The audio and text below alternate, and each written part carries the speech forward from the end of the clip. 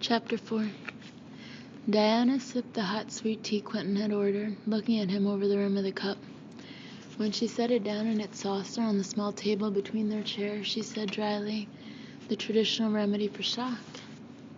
He shrugged. "We didn't get to finish our coffee." They were sitting in a fairly secluded area of the big lounge off the main lobby where quite a few guests had also taken refuge from the storm. The space was arranged so that numerous chairs and tables in scattered groupings separated from each other by large potted plants, screens, and other decorative dividers provided for privacy and quiet conversations. Yet there was still the sense of not being too isolated, too alone. The storm continued to rumble outside, more thunder, lightning, and wind than rain, which was usual for this valley, Quentin had said. Diana hadn't really recovered from her experience on the veranda. In fact, she wasn't sure she ever would. And now that she'd had a few minutes to think about it, she was feeling wary, defensive, and more uncertain than she could ever remember feeling. It was not a comfortable sensation. "We also didn't get to finish our conversation," Quentin added. "What did you see out there, Diana?" Nothing. She had at least regained enough of her wits to know better than to describe what she thought she had seen. What she couldn't possibly have seen.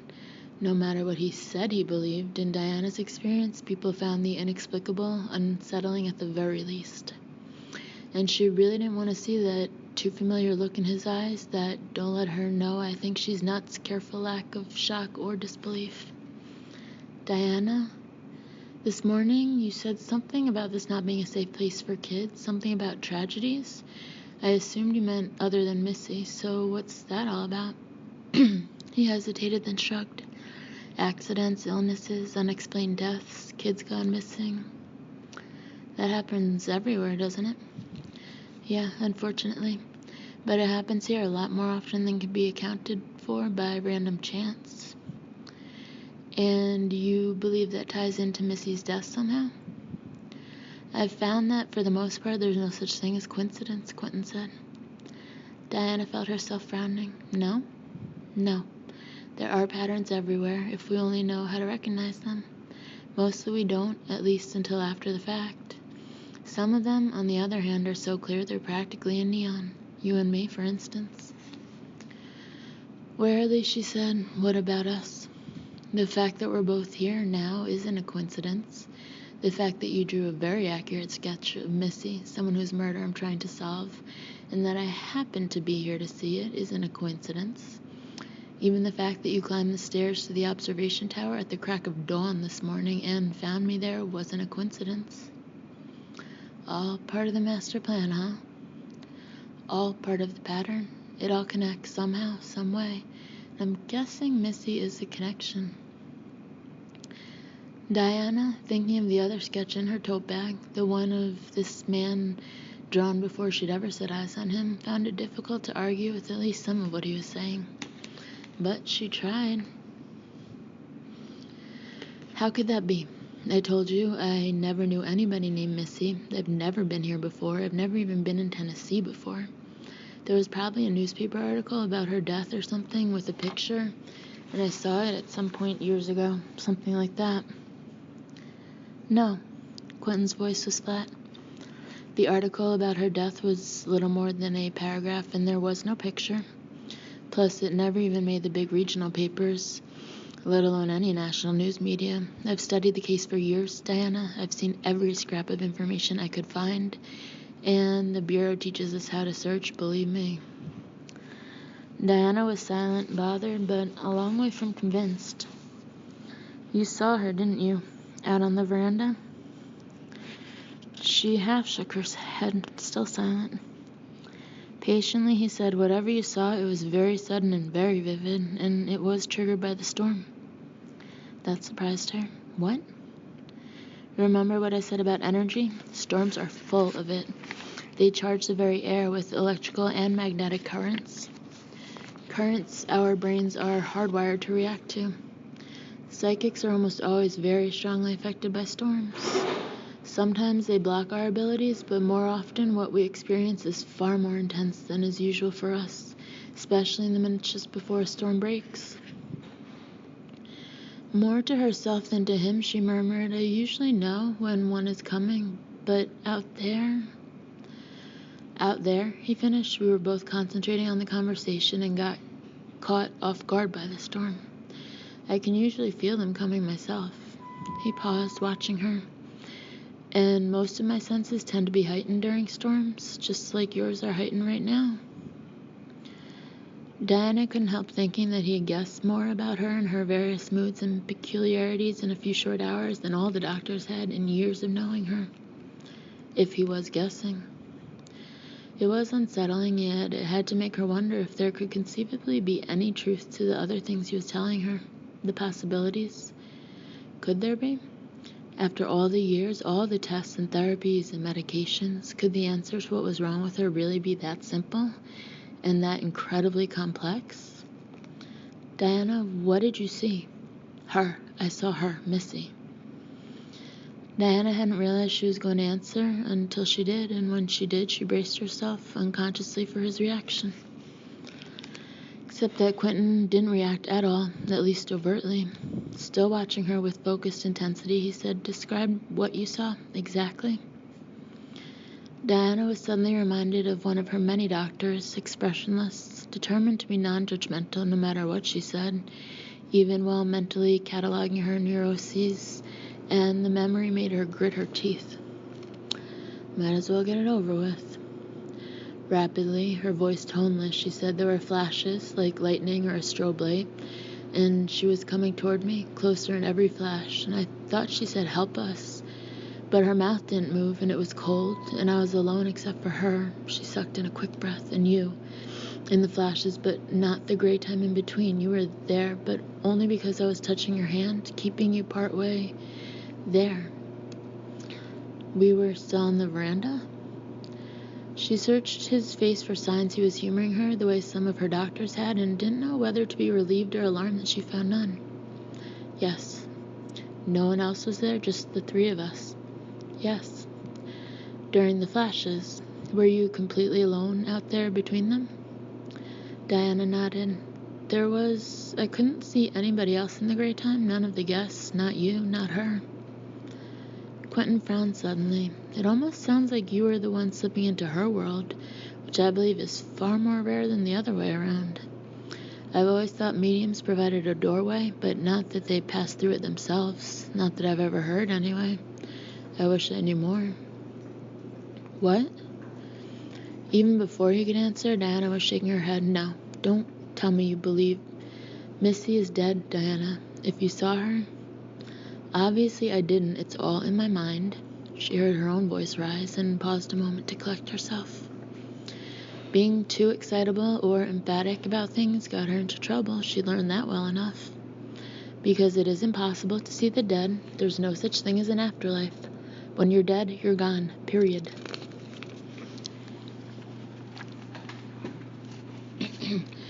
You really believe that? I really do, Diana said firmly. Ransom Paget trudged up the narrow stairs to the attic of the main building, grumbling underneath his breath. Every damn time it stormed, something went wrong with this old place. Either there was a leak, or rain washed leaves, or other crap into the gutters, or else the hotel's backup water supply, designed by a thrifty original owner to be replenished by rainwater carried down from the surrounding mountains, increased pressure on the old pipes so they groaned and rattled and disturbed the guests. This time, at least 3 guests on the main building's topmost occupied floor, the 5th, started complaining about noises almost as soon as the first clouds darkened the skies. Ransom thought most of them had too much imagination and ought to be warned by management when they checked in that old buildings made noises. There was just no way around that. But handling the guests directly wasn't his problem, thank goodness. He just fixed things. In this case, however, he doubted there was anything to fix. He'd had trouble with squirrels nesting in the attic over the winter, and since he hadn't yet discovered how they were getting in, he figured a couple had just come back inside to take shelter from the approaching storm. So he was mostly up here to check his humane traps, which hadn't so far been successful in catching any of the canny squirrels, and poke around a little so he could tell management he checked it out. He used his key to unlock the attic door and then opened it, flipping the light switch just inside. The lighting consisted of bare bulbs and metal cages scattered around the vast expanse, and there were a lot of them, but the medium wattage bulbs didn't do much to brighten the attic, nor did the several dormer windows or even the big ones at the north and south ends, partly due to age-darkened stained and leaded glass. And with all the old furniture, trunks, boxes, and various junk stored in the space, the clutter didn't help. Ransom had suggested more than once that the hotel's owners have somebody go through everything and get rid of what was obviously never going to be used again. He just didn't see the sense of holding on to things like old clothing and ancient linens falling to bits and old tools and broken furniture. But again, he hadn't been listened to. "I just work here," he muttered to himself as he picked his way among the refuse of time and people's lives, trying to remember exactly where he had left those traps. He found one up under the caves on the west side of the building, still empty, but with the dried ear of corn he had left his bait gone. "Little bastards," he said of the squirrels, baffled as to how they'd managed to get the bait without springing the trap. This thing was designed to trap squirrels, after all. He tested the spring and found it in good working order. Now I gotta go all the way down to the garden shed and get more bait. Shit. He thought longingly of the days when a little poison did the trick, wishing he dared disobey management and just eliminate the rodents permanently. He set the unbaited trap back in its place and began working his way toward the next one, again automatically cursing the jumble of discarded junk he had to wade through, climb over, or push aside. He was back in the main section of the attic and facing one of the fairly large stained glass windows at the far north end when there was a deafening boom of thunder and all the lights abruptly went out. Not wanting to break his neck falling over something in the darkness, Ransom waited where he was, confident that if the power didn't come back on in a minute or two, the generator would kick on. He made a mental note to either start carrying his flashlight when he came up here or else leave one by the door so he'd have it handy. A brilliant flash of lightning abruptly illuminated the window, the grime-covered glass seeming in that instant to glow incandescent with colors. Somebody was standing in front of it.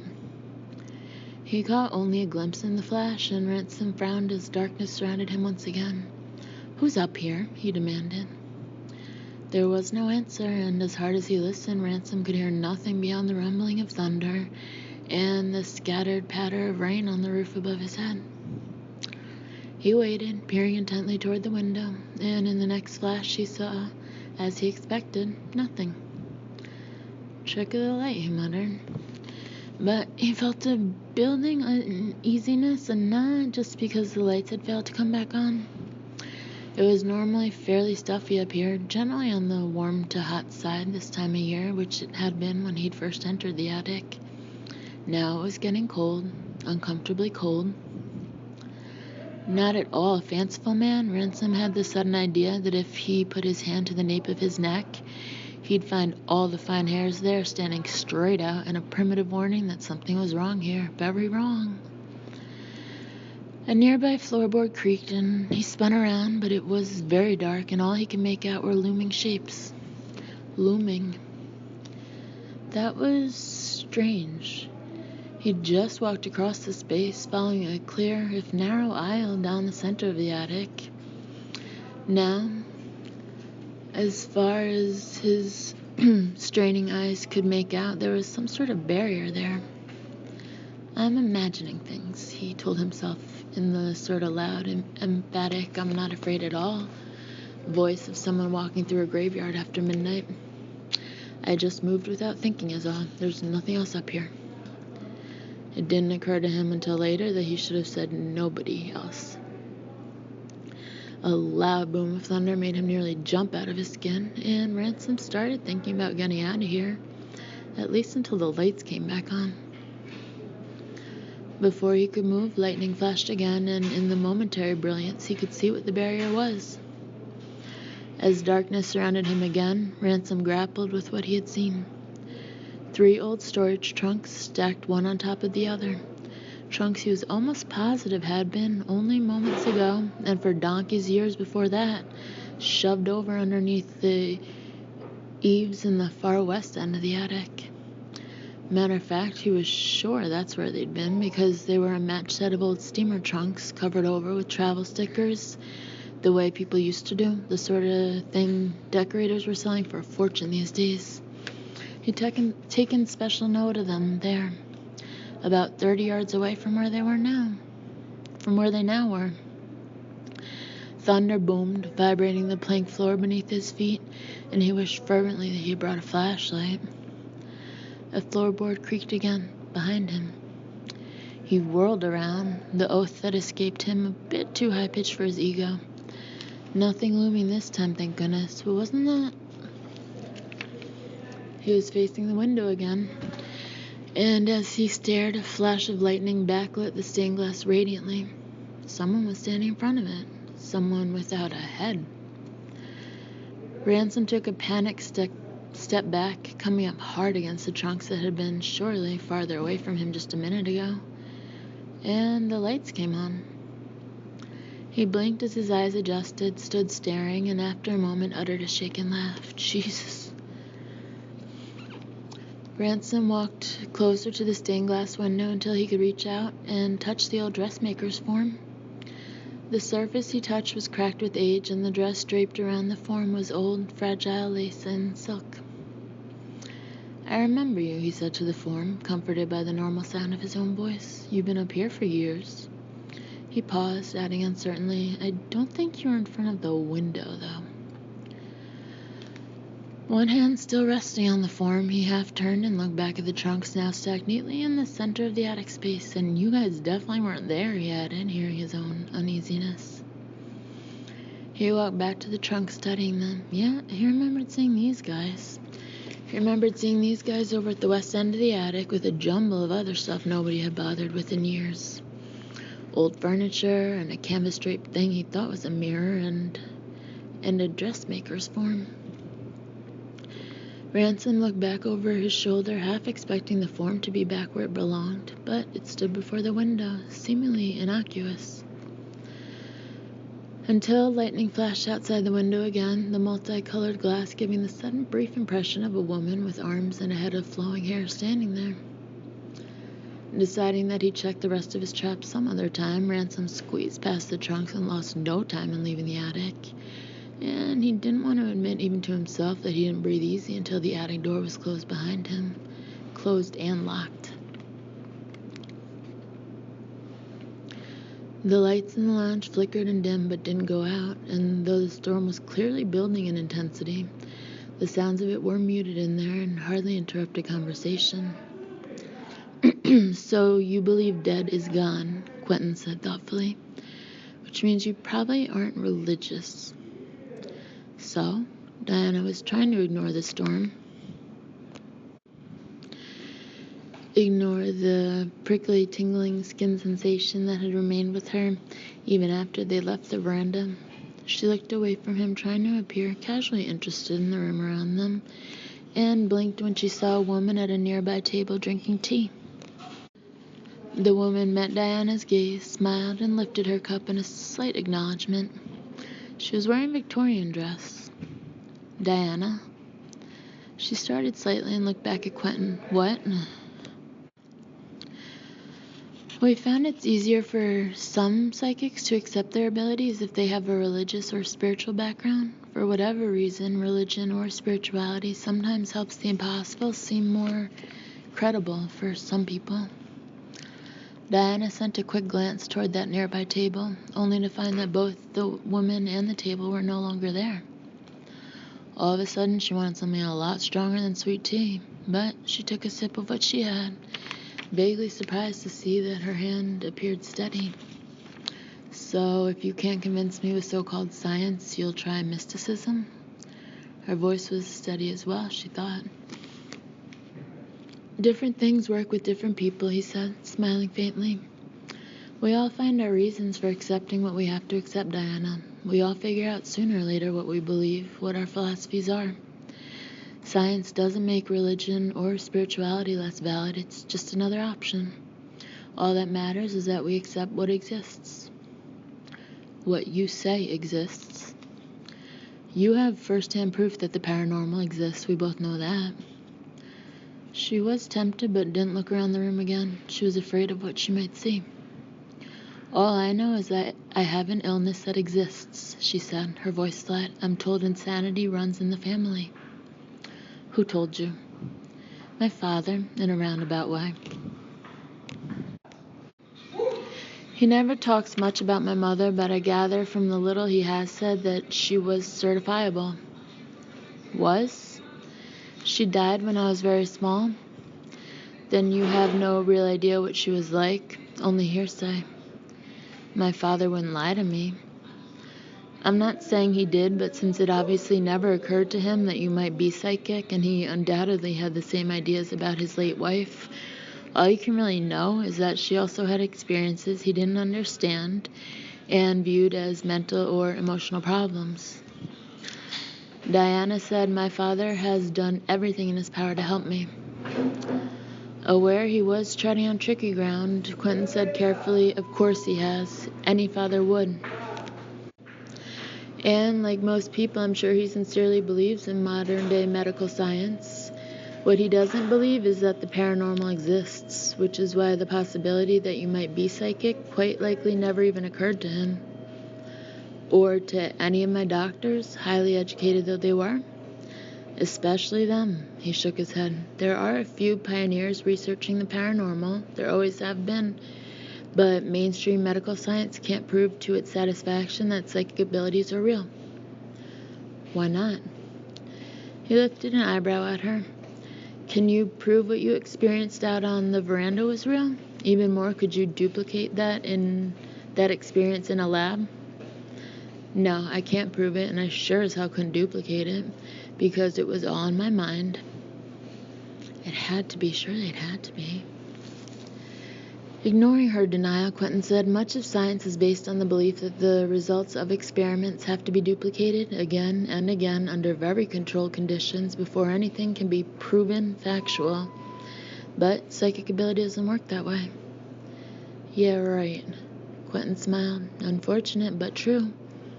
My boss says that if ever a psychic is born who can completely control his or her abilities, the whole world will change. He's probably right. He usually is, but until then, until a psychic or psychics come along who can consistently demonstrate and control their abilities, we're left out on the fringes. The lunatic fringes, she murmured. Unoffended, he said, you'll find plenty to say so, but we're doing what we can to build a solid reputation in order to be taken seriously. We believe we understand how most of our abilities work, if only in a general sense, and those beliefs are grounded in science. We're working very hard to train our abilities to help us better do our jobs. Quentin paused, then added, and don't discount the fact that the FBI, not the most frivolous organization in existence, was accepting enough of the idea to allow our unit to be created in the first place some years ago. Diana took another sip of her tea, more to be doing something than because she wanted it. Quentin went on. Diana, I know this is a possibility you've never considered, but what will it hurt to consider it now? I'd be lying to myself. I'd be looking for an easy answer. Her reply was automatic after so many years of being warned by doctors not to justify, not to attempt to, quote-unquote, explain away her symptoms. Who says the answer has to be complicated? People are complicated. The human mind and human emotions are complicated. Agreed, but sometimes the answers aren't complicated at all. He smiled again, ruefully this time. Although, as a matter of fact, you'll find that having psychic abilities complicates the hell out of your life. Gee, that's all I need. I'm not handing you a magic pill, and I'm sure as hell not telling you that your life will suddenly be perfect, all your problems in the past, just because there's a very simple answer to the question of what's wrong with you. Nothing is wrong. Your mind just works a bit differently from what is traditionally considered the norm. Listen to him. Diana caught her breath, staring at the cup in her hand. It had always sounded alien, that particular whisper in her head, somehow not a part of her. It was one reason she had never been able to completely buy the doctor's various explanations, because all of them had more or less stated that what she, quote-unquote, heard in her mind were only aspects of her own personality. So why did this whisper feel like someone else? Diana? She set her cup down and looked at Quentin, listening to the rumblings of the storm as it rolled around the mountains and seemed to circle the valley, round and back again. She tried to listen to that and not to the whisper in her mind. He can help you. He can help us. To Quentin, a bit unsteadily, she said, I've sat across from enough doctors to have heard, over the years, most of the jargon. It varied a little from one to the next, but one thing they all had in common was the absolute conviction that hearing voices made you delusional. If you're insane, not if you're psychic. A little laugh escaped her, hardly a breath of sound. They were all very careful not to use that word, insane. Very careful to find nice, socially correct words and phrases to use instead. Disturbed, ill, confused, in need of more advanced therapy. I think my favorite phrase was in transition. I asked that particular doctor what I was in transition from or to. He said with a perfectly straight face that I was in transition from a state of confusion to a state of certainty. Christ, Quentin muttered. Yeah, he wasn't the best at it. He didn't last long, or I didn't last long with him. Diana, I know I'm asking a lot and asking you to believe that you're psychic. What makes you think I am, by the way? I could have been making up everything I've told you. She was trying very hard to ignore that other voice. You didn't make up that sketch, so to speak. Besides, we tend to recognize each other. At first sight, pretty much. I see. So now I'm a member of a secret club? Quentin grinned suddenly, recalling that initial conversation with Bishop years before. Something like that. As far as for recognizing others like you, you'll find it comes in handy. You claim to be psychic, and yet I didn't sense anything different about you, she said, realizing as the words emerged that she was lying. She had sensed something, had known in an instant that her life was about to change forever because of him, even if she hadn't been able to admit it to herself then. I'm willing to bet you did, he said, still smiling. But you haven't been taught how to sort through the impressions of all your senses. I can help you with that. Sure, and then I get to recognize people as nuts as I am. You aren't nuts. No, just seriously disturbed. That either. Look, even if I was wrong about you being psychic and you did accept the possibility, would you be worse off than you are now? I don't know. Listen to him. Could you be? You've been medicated and you've tried every form of therapy available without success. Why not take a chance and find out if I can help you? What have you got to lose? Instead of answering that, Diana said, You believe I can help you solve Missy's murder, don't you? Quentin hesitated, then said, There has to be a connection. You drew her picture. Even if I did, that doesn't mean I can help you. If I'm psychic, as you claim, then maybe I just picked up her image somehow. From here, this place where she died. That would make sense, at least in your world. He ignored that little dig. Maybe you did, but if you did, it's very likely that you could pick up other information as well. Information about Missy and her murder. Yeah, maybe. So who's helping who? This time Quentin didn't hesitate. We're helping each other, or we will be. Listen to him. Let him help us. Diana forced herself to stand up. I have to think about this, she told him. The storm seems to be easing up. I think I'll go to my cottage for a while. She took a step away. On his feet as well, Quentin said, Diana, better stop by the front desk and have your key card redone. We both know it won't work. How did you? We usually have a higher than normal level of electromagnetic energy in our bodies. tends to interfere with some electrical or magnetic things, especially those we have to carry around with us, like watches and key cards. He wasn't wearing a watch. Diana glanced down at her left arm, bare of a watch, because she'd never been able to wear one. Then she stared at Quentin for a moment before turning and walking away, toward the front desk.